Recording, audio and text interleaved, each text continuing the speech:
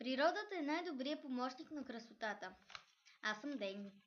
Киселините, които се съдържат в млечния продукт, отстраняват мъртвите клетки от епидермиса и хидратират кожата и изглаждат бръчиците. Аз съм Яна.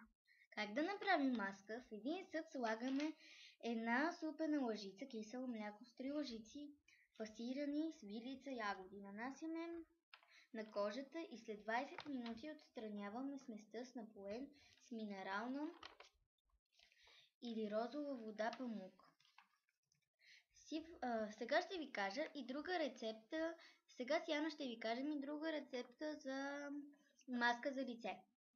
Сипваме в един съд малко мед, след което намазваме на лицето с плавни движения, докато усети леко парене.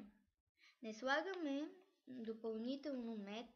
След няколко минути масаж с мига не го измиваме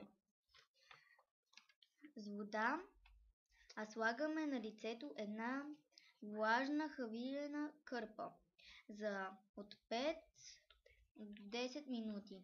Няма да има и следа от лепкавост на лицето. Това бяха нашите две рецепти.